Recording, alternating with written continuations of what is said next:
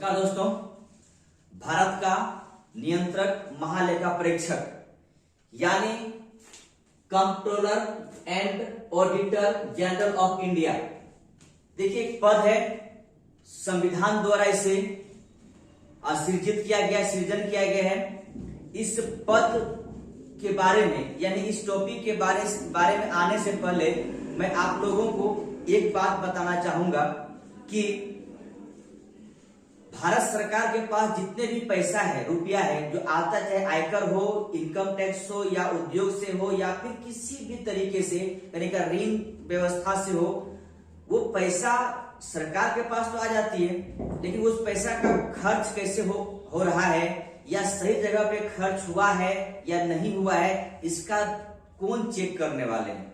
इस रुपये का मतलब लेखा जोखा रखने वाले व्यक्ति कौन है? तो आप जो वो व्यक्ति जो है वो यही है, यानी सीएजी कैग।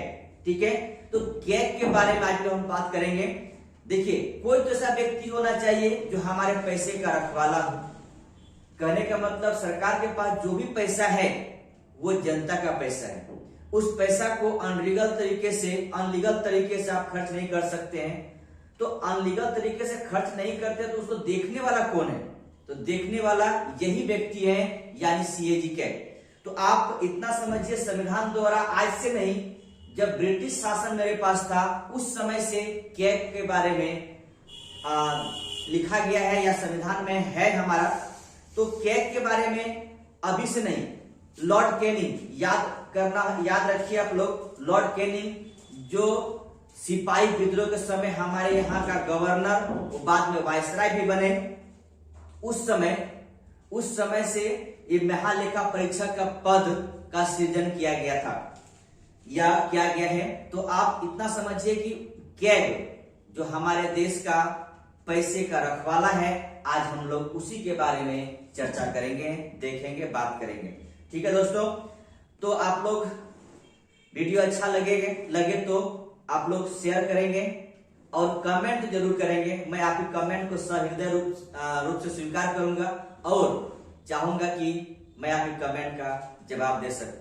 ठीक है, तो एक अनुच्छेद आप याद रखेंगे, वो अनुच्छेद है 148। ठीक है, 148। लेकिन इससे पूर्व भाग 5 और अनुच्छेद 148 से 51 में कैग के बारे में दिया गया है, यानी भारत का नियंत्रक महालेखा परीक्षक के बारे में दिया है। Controller and auditor general of India के बारे में जिक्र किया गया है। तो ध्यान रहे कि कैग जो है वो है आपका अनुच्छेद 148 से 151 भाग 5। तो ध्यान इस बात का रखें कि 148 इसमें कहता है कि भारत का एक नियंत्रक महालेखा परीक्षक होगा। ये संविधान कहता है। एक अनुच्छेद आपके पास, इस अनुच्छेद का तो ये कहता है कि भारत में एक नियंत्रक एवं महालेखा परीक्षक होगा जिसका नियुक्ति राष्ट्रपति करेंगे। इतना समझिए, जिसकी नियुक्ति राष्ट्रपति करेंगे।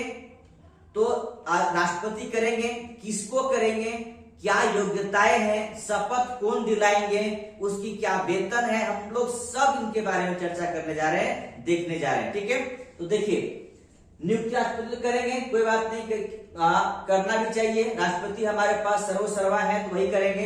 इसके नीचे एक पॉइंट लिखा हुआ है, लॉर्ड कैनिंग ने सर्वप्रथम महालेखा परीक्षक पद का सृजन किया था। मैं अभी आपको बताया कि लॉर्ड कैनिंग जो सिपाही विद्रोह के समय, सिपाही विद्रोह यानी 1857, उस समय हमारे देश का गवर्नर या आप कह सकते हैं गवर्नर के बाद वायसराय पद भी, प्रथम वायसराय पद के रूप में शामिल हुए। मैं इसके बारे में चर्चा करने नहीं जा रहा हूं, क्योंकि जब मैं इतिहास में आऊंगा, इतिहास के चैप्टर में हम इसको देखेंगे। ठीक है, तो इसी ने सबसे पहली बार नियंत्रक महालेखा परीक्षक के बारे में सृजन किया था।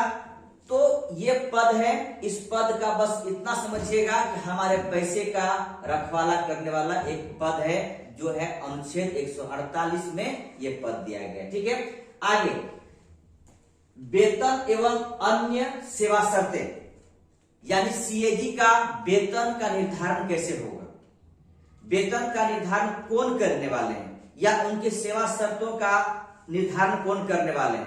तो याद रखेंगे संसद द्वारा तय किया जाता है उसकी वेतन और उसकी सेवा शर्तें। तो दोनों का निर्धारण करने की जो क्षमता दिया या शक्ति जिसके पास है वो है संसद के पास। ठीक है, आगे बढ़ते हैं। इसकी शपथ कौन दिलवाएंगे, ठीक है, यानी सीएजी कैग का शपथ कौन दिलवाएंगे। तो शपथ देखिए राष्ट्रपति दिलवाएंगे जरूर, लेकिन अनुसूची 3 के अनुसार। आप याद कीजिए अनुसूची 1 से लेकर 12 तक, तो 3 में कुछ हमारे संवैधानिक पद पर बैठे हुए लोगों की शपथ के बारे में जिक्र करता है। तो उन्हीं शपथ में, उन्हीं संवैधानिक पदों में एक पद है सीएजी कैग का। तो उन्हीं अनुसूची 3 के अनुसार जो शपथ ग्रहण की बात किया जा रहा है वो अनुसूची 3 में ही दे रखा हुआ है। ठीक है, दूसरी बात है योग्यताएं, यानी कहने का मतलब क्वालिफिकेशन क्या होगा। किसी भी पद के कोई ना कोई क्वालिफिकेशन होता है, जैसे कि आप बीपीएससी करेंगे, जेपीएससी करेंगे, यूपीएससी करना चाहते हैं तो उसके लिए कुछ क्वालिफिकेशन सरकार ने निर्धारित कर रखा है। तो इसी तरह इस पद के लिए भी कुछ ना कुछ क्वालिफिकेशन है। तो क्वालिफिकेशन क्या है, तो ध्यान रखेंगे संविधान द्वारा कोई भी इस पद के लिए क्या क्वालिफिकेशन होना चाहिए, कुछ भी लिखा हुआ नहीं। ठीक है, यानी कहने का मतलब है सरकार के ऊपर छोड़ दिया गया कि आपको जिसको चाहिए वो आकर लाकर बैठा दीजिए। लेकिन जनरली ऐसा होता ये है कि जो आईएएस अफसर होते हैं, वो भी अच्छे व्यक्ति, यानी कहने का मतलब है थोड़ा जो जिसके पास नॉलेजेबल पर्सन हो। दूसरी बात इस सेक्टर में उसे अधिक ज्ञान हो, तो इस तरह की व्यक्ति इस पद पर बैठेंगे, यानी आईएएस अफसर ही आकर इस पद पर बैठेंगे। ये हमारी एक तरह व्यवहारिक रूप से ये रखा गया, क्योंकि संविधान द्वारा किसी प्रकार का योग्यता का निर्धारण नहीं किया। इसलिए आगे है कार्यकाल। देखिए कार्यकाल क्या होना चाहिए, तो ध्यान रखें या तो 6 वर्ष या 65 साल। इस वर्ड को समझिएगा कि 6 वर्ष और 65 साल क्या मतलब है।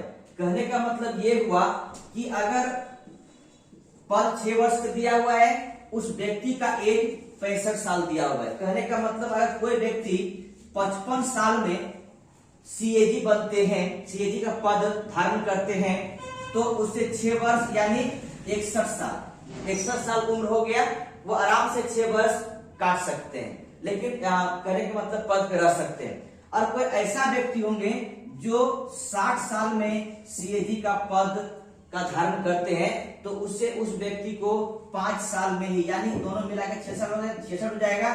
तो यहाँ पर 66 नहीं 65 होना चाहिए, यानी उसे 5 साल में ही त्याग पद देना पड़ेगा, क्योंकि ये आपका एज 65 इयर्स होना चाहिए, अधिकतम एज है। ठीक है, अधिकतम एज 65 हो गया, इसका मतलब है आपको त्याग पत्र या पद से हटना पड़ेगा। ठीक है, तो ये 6 वर्ष का मतलब यही हुआ कि जो पहले आ जाए आपको त्याग पत्र यानी सीएजी को त्याग पत्र देना पड़ेगा, रिटायरमेंट ले लेना पड़ेगा। ठीक है, आप ऐसा सोच सकते हैं कि जो ही पहले आ जाएगा वो अपना रिटायरमेंट हो जाएंगे, त्याग पत्र हो जाएगा उसका। आगे त्याग पत्र किसे देंगे, अगर मान लिया जाए कि किसी ऐसे व्यक्ति को सीएजी बनाए गए जो आगे चलकर सीएजी में काम करने की इच्छा ही नहीं कर रहा है, तो अगर ऐसी परिस्थिति पैदा हो जाए त्यागपत्र क्या देंगे, त्यागपत्र राष्ट्रपति को सौंपेंगे।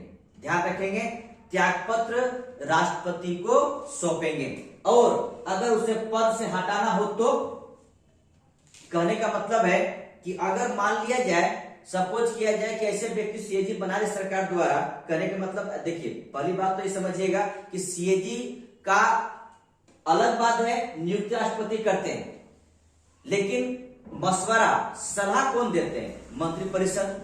विदाउट मंत्रिपरिषद कुछ हो ही नहीं सकता है, तो मंत्रिपरिषद सलाह दे रहे हैं, तो मंत्रिपरिषद की सलाह से सीएजी की नियुक्ति किया जाता है। तो अगर सपोज कीजिए कि मंत्रिपरिषद को ऐसा लग रहा हो कि सीएजी सही से काम नहीं कर रहा है, इसे हटा देना चाहिए, अगर हटाने की प्रोसेस हो, हटाने की बात हो, तो राष्ट्रपति उसे किस प्रकार से हटा सकते हैं। तो आप लोग ध्यान रखेंगे कि हटाने की जो प्रोसेस है वो उच्चतम न्यायालय यानी सुप्रीम कोर्ट के जज को जिस प्रकार से हम हटाने की प्रोसेस है, उसी प्रकार सीएजी को भी हम हटा सकते हैं। तो ठीक है, तो हम लोग हटाने की प्रोसेस की तरफ चलते हैं कि किस प्रकार से हम सीएजी को अब उसके पद से हटा सकते हैं। तो हटाने का बात हो, हटाने की जो प्रोसेस है, तो हटाने की प्रोसेस ये है, आप देख सकते हैं हटाने का रीति ये है कि 148(1) के तहत में जिस तरह सुप्रीम कोर्ट के न्यायाधीश को हम हटा सकते हैं, हटाने की जो प्रोसेस संविधान द्वारा दिया गया है सुप्रीम कोर्ट के न्यायाधीश को हटाने का, वही प्रक्रिया, वही सब कुछ अपनाना पड़ेगा सीएजी को हटाने के लिए। ठीक है, यानी सुप्रीम कोर्ट के न्यायाधीश को जिस तरह हटा सकते हैं, उसी प्रोसेस से हम सीएजी को हटा सकते हैं। लेकिन आधार क्या होगा आपके पास हटाने के लिए? किसी को भी अगर मारने के लिए, पीटने के लिए या फिर कुछ भी करने के लिए कुछ तो क्लू होता है, कुछ तो आधार होता है हटाने के ये मारने के लिए। तो अंततः आपको ये समझना पड़ेगा कि आखिर सीएजी को हम हटाएंगे तो मेरे पास उसकी क्या आधार क्या है। तो आधार यहाँ पर 2 है, ध्यान देंगे, 2 आधार हटा सकते हैं। आधार पहला क्या है? ये सिद्ध कदाचार यानी प्रूफ्ड मिसबिहेवियर। प्रूफ्ड मिसबिहेवियर यानी सिद्ध कदाचार, अगर मिसबिहेवियर काम कर रहे हैं सीएजी यानी कैग नियंत्रण मानेगा परीक्षक, ऐसे कोई गलत तरीके से कोई काम कर रहे हैं, मिसबिहेवियर कर रहे हैं, तो आप हटा सकते हैं। या लिखा हुआ है अगला असमर्थता यानी इनकैपेसिटी। ठीक है, इनकैपेसिटी का मतलब अगर कहने का मतलब है कि सीएजी बीमार हो गए, असमर्थ हो गए, काम वो नहीं कर पा रहे किसी कारणवश से, तो इस आधार पर आप सीएजी को हटा सकते हैं, उनके पद से हटा सकते। 2 चीज द्वारा, 2 आपके आधार है, उन दोनों आधार के द्वारा आप सीएजी को हटा सकते हैं। पहला प्रूव्ड मिसबिहेवियर और दूसरा है कि इनकैपेसिटी, यानी दोनों में कोई एक हो जाए तो आप उसे हटा सकते हैं। अब आपको पता होगा कि सीएजी को हटाने का जो प्रोसेस है, करे का मतलब है सुप्रीम कोर्ट के न्यायाधीश को जिस तरह हटाते हैं, हटाने का क्या प्रोसेस है। तो दोस्तों जब हम लोग उच्च न्यायालय को या सुप्रीम कोर्ट के न्यायाधीश को देखेंगे तो या पढ़ेंगे उस समय, तो हम लोग इस पर बहुत गहन से अध्ययन करेंगे कि आखिर न्यायाधीश को हटाने का क्या क्या संविधान में प्रक्रिया दे रखा हुआ। लेकिन यहाँ पर कुछ आप मोटा मोटी इतना समझ लीजिए कि प्रत्येक सदन यानी लोकसभा राज्यसभा में जांच होगी, फिर इसके बाद 2/3 मेजोरिटी से, बहुमत से उसे पास किया जाएगा, लेकिन सेपरेट तरीके से। ठीक है, राज्यसभा में अलग से, लोकसभा में अलग से, और दोनों सभा में पास हो जाएगी तो फिर उसे हटना पड़ जाएगा, सीएजी को हटा दिया जाएगा। या फिर ध्यान रखिएगा कि राष्ट्रपति के प्रसाद पर्यंत ये पद नहीं पर मैं जोर दे रहा हूं। जिस तरह मैं कह सकता राज्यपाल प्रसाद पर्यंत पद है, इस तरह मैं यहां बोल रहा हूं राष्ट्रपति का एक प्रसाद पर्यंत पद नहीं है, यानी राष्ट्रपति जब चाहे तब इस पद से बैठे व्यक्ति को हटा नहीं सकते हैं। ठीक है, हटाने की एक प्रक्रिया है, प्रोसेस है, आप उसी प्रकार से इसे हटा सकते हैं। आगे बढ़ते हैं, वेतन भत्ता और पेंशन, यानी सीएजी का वेतन भत्ता और पेंशन का क्या उल्लेख है हमारे संविधान में। या तो यहाँ पर यह उल्लेख है कि इनका वेतन भत्ता और पेंशन भारत का संचित निधि से दिया जाता है। ठीक है, संचित दिया जाता है, समय समय पर वेतन भत्ता बढ़ते गया और अभी वर्तमान में प्रेजेंट में सीएजी का वेतन है 2,50,000, यानी सुप्रीम कोर्ट के अन्य न्यायाधीश को जितना वेतन प्राप्त हो रहा है उतना ही वेतन सीएजी को प्राप्त हो रहा है। ध्यान रखें, सुप्रीम कोर्ट के अन्य न्यायाधीश को जितना वेतन प्राप्त हो रहा है उतना ही वेतन सीएजी को प्राप्त हो रहा है, यानी 2,50,000 की वेतन प्राप्त हो रहा है। और ये कहां से मिल रहा है? भारत का संचित निधि से दिया जाता है। इसका मतलब ये हुआ कि आप इस वेतन को जब मन तब चाहे तो कटौती नहीं कर सकते हैं। ठीक है, कटौती करना मतलब कहने का मतलब है कि इस वेतन को कटौती आप किसी भी तरीके से, अगर हाँ विशेष परिस्थिति हो तो कटौती कर सकते हैं, लेकिन ऐसे जनरली तरीके से आप कटौती नहीं कर सकते हैं। आगे, सेवानिवृत्ति के बाद यानी पद से हटने के बाद, सीएजी अपना पद से हट जाए, इसके बाद भारत सरकार या किसी राज्य सरकार में कोई भी पद धारण नहीं कर सकते हैं। ध्यान रखिएगा कि सीएजी अपना पद से हटने के बाद कोई भी पद, चाहे भारत सरकार हो या किसी राज्य सरकार में, अपना पद धारण नहीं कर सकता है।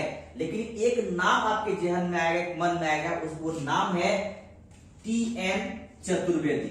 ठीक है, टी.एन. चतुर्वेदी ये कभी सीएजी रहे थे और आगे चलकर राज्यपाल के पद पर सुशोभित हुए। तो राज्यपाल का पद मैं कितने बार आपको बता चुका हूं कि राज्यपाल का जो पद है वो लाभ का पद नहीं है। तो इस तरह से आप लाभ का पद नहीं है तो आप वो पद धारण कर सकते हैं, तो धारण किया भी और आगे भी अपना पद पर सुशोभित हुए। तो याद रखेंगे, कोई भी पद धारण नहीं कर सकते हैं, चाहे राज्य सरकार हो चाहे भारत सरकार हो, 148 के 4 में। ठीक है दोस्तों, तो आप हम लोग यहाँ तक देखें सीएजी का क्या अनुच्छेद है, शपथ ग्रहण, वेतन, उसका संविधान में क्या स्थान दे रखा हुआ है, इन सब के बारे में चर्चा होगी। लेकिन अब हम लोग चलते हैं सीएजी का कार्य के बारे में, यानी हमारे संविधान द्वारा सीएजी को कौन सा काम दे रखा हुआ है, उसका काम क्या है। मेन बात यही है कि काम क्या है, सीएजी आखिर ये पद सृजन करने का आवश्यकता क्यों पड़ा हमारे देश में या संविधान द्वारा। तो सीएजी काम क्या है, चलिए हम लोग चलते हैं सीएजी के काम की तरफ। अनुच्छेद 149 यानी भारत सरकार का नियंत्रक और मान्यता परीक्षक का कार्य और शक्तियां क्या है। अनुच्छेद 149 के तहत देखिए, इसका एक जब संविधान निर्माण हुआ था या संविधान लिखा गया था, उसके बाद इस पद का कार्य दिया गया था, 2 काम दिया गया था, एक अकाउंटिंग करना या लेखांकन करना और दूसरा ऑडिटिंग करना या लेखा परीक्षण करना। देखिए, इसको एक उदाहरण स्वरूप आप समझिए कि किस तरह से काम दिया गया था। कहने का मतलब ये है कि आप पढ़ने के लिए अगर आप दिल्ली जाते हैं यूपीएससी तैयारी करने के लिए और आपके पेरेंट्स या जो भी आपके रुपया फंडिंग कर रहे हैं आपको पढ़ाने के लिए, अगर वो रुपया दिए, अब उस रुपया का आप खुद अकाउंटिंग करेंगे यानी लेखांकन करेंगे और उस रुपया का जो खर्च किए हैं आप उस रुपया का लेखा परीक्षण खुद करेंगे। यानी कहने का मतलब ये हुआ कि जो संपत्ति है उसकी रक्षा खुद करेंगे और उसका खर्चा भी खुद करेंगे। हमारे देश का सीएजी का यही काम, ठीक है। 1950 से लेकर 1976 तक 76 तक देखिए वर्ड लिखा हुआ है, 1950 से 76 तक दोनों काम यानी अकाउंटिंग करना, लेखांकन करना और उस लेखांकन का लेखा परीक्षण करना सीएजी का काम था। लेकिन जब 1976 में ये बात छिड़ा, ये बात आया कि दोनों काम एक ही व्यक्ति कर रहा है जो कहीं भी किसी भी तरीके से जायज नहीं है, तो भारत सरकार ने अकाउंटिंग डिपार्टमेंट किसी और को दे दिया गया। बाद में हम आएंगे अकाउंटिंग पर किसको दिया गया, लेकिन यहां पर ये बताना मैं चाहूंगा इस बात को लेकर कि अकाउंटिंग डिपार्टमेंट किसी और को दे दिया, लेकिन 76 के बाद सिर्फ ऑडिटिंग डिपार्टमेंट ऑडिटिंग करना यानी उस पैसे का ऑडिट करने का काम रख दिया गया सिर्फ कैग के पास। तो अकाउंटिंग किसी और को, ऑडिटिंग सीएजी को दे दिया गया। तो यहां पर से राज्य ने हाथ खड़ा कर दिए, राज्यों ने कहा कि नहीं, मेरे पास उतना संसाधन नहीं है कि मैं अकाउंटिंग डिपार्टमेंट किसी को दे दूं या दे पाए, तो आप छोड़ दीजिए अकाउंट डिपार्टमेंट को, मेरा दोनों काम सीएजी ही करेंगे। तो अंततः अभी भी राज्यों में सीएजी ही दोनों काम करते हैं, यानी अकाउंटिंग भी करना और ऑडिटिंग भी करना, दोनों काम सीएजी कर। लेकिन याद रखिए दोस्तों कि 1950 से 1976 तक भारत सरकार में दोनों काम यानी कहने मतलब ऑडिटिंग करना और अकाउंटिंग दोनों का काम सीएजी किए, लेकिन 76 के बाद एक काम मात्र भारत सरकार का ऑडिटिंग करते हैं सीएजी। लेकिन राज्यों में ऑडिटिंग और अकाउंटिंग यानी अकाउंटिंग ऑडिटिंग दोनों काम सीएजी करते हैं राज्यों के लिए, याद रखिएगा, ठीक है। आगे बढ़ते हैं। देखिए अनुच्छेद 150 में यह कहता है कि सीएजी प्रेसिडेंट को सुझाव देता है कि लेखा पत्र या लेखा प्रारूप कैसा होना चाहिए। सीएजी क्या करते हैं, हम राष्ट्रपति को सुझाव देते हैं, ऑर्डर नहीं सुझाव देते हैं कि लेखा का प्रारूप किस प्रकार होगा, ये 150 में कहा गया है। ठीक है, इसके बाद 151 अनुच्छेद 191 में ये कहता है कि सीएजी अपना रिपोर्ट राष्ट्रपति को देंगे और राष्ट्रपति उस रिपोर्ट को संसद में रखवाएंगे। यानी सीएजी अपना रिपोर्ट को राष्ट्रपति को देंगे और राष्ट्रपति क्या करेंगे, संसद में उस रिपोर्ट को रखवाएंगे। ये कहता है 151 अनुच्छेद में। तो 4 अनुच्छेद था, 48, 49, 50 और 51। ठीक है, ये सारा अनुच्छेद आपका हो गया 149, 150 और 151। और मैं पहले बताया 148, जिसमें कहा गया था कि भारत में एक सीएजी होगा, यानी महालेखा परीक्षक होगा और उसका राष्ट्रपति नियुक्ति करेंगे। ठीक है, 4 अनुच्छेद हो गया। अब देखिए यहाँ पर से क्या है, तो आप इसके बाद देखिए रिपोर्ट जो राष्ट्रपति को सौंपते हैं, राष्ट्रपति ने वो रिपोर्ट को संसद में रखवाते हैं, तो उस रिपोर्ट पर एक और समिति, जिसे हम कहेंगे लोक लेखा समिति यानी पीएसी। ठीक है, इस लोक लेखा समिति उस सीएजी के रिपोर्ट को फिर से रीचेक कर सकते हैं या चेक कर सकते हैं। ठीक है, देख सकते हैं। जब ये लोक लेखा समिति सीएजी के रिपोर्ट को देखेंगे, जांचेंगे, तो क्या करेंगे, पीएसी का मित्र भी होंगे और मार्गदर्शक भी होंगे, दोनों होंगे। जब ध्यान रखेंगे दोस्तों, जब सीएजी का रिपोर्ट को लोक लेखा समिति द्वारा जांचा जाएगा, परखा जाएगा, उस समय सीएजी लोक लेखा समिति का मित्र और मार्गदर्शक भी होंगे। ठीक है, और ध्यान रखेंगे लोक लेखा समिति में जो कुल मेंबर होता है वो 22 होता है। ध्यान रखेंगे 22 में 15 लोकसभा से और 7 राज्यसभा से होते हैं। ध्यान रखेंगे 15 लोकसभा से और 7 राज्यसभा से।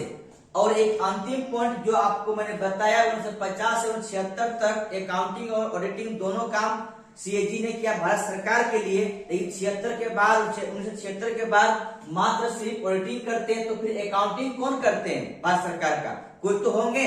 तो अकाउंटिंग डिपार्टमेंट किसको दिया है, सीजीए यानी महालेखाकार को दे दिया गया है। 1976 से यही भारत सरकार के खर्चों का हिसाब किताब रखते हैं। इतना समझिए, सीएजी का मात्र इतना सा काम था पहले कि जो पैसा सरकार का है उसका वो हिसाब किताब रखना, उसका ऑडिट करना, अकाउंटिंग करना। लेकिन 76 के बाद भारत सरकार का सिर्फ और सिर्फ पैसों का ऑडिटिंग करते हैं, लेखा परीक्षण करते हैं। और भारत सरकार 76 के बाद जिसको लेखांकन करने का जिम्मेदारी दिया है वो है सीजीए, महालेखाकार।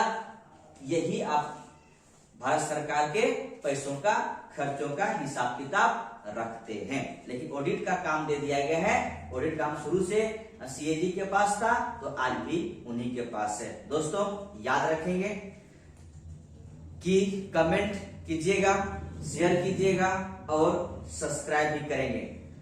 दोस्तों मैं कोशिश किया कि जितना हो सके आपको एग्जाम पॉइंट ऑफ व्यू से दिया जाए। अब मैं दिया भी हूं, फिर भी कुछ कमियां रह गई हो तो आप कमेंट करके मुझे बताएंगे, मैं आपकी कमेंट का जवाब जरूर दूंगा। थैंक यू दोस्तों, धन्यवाद।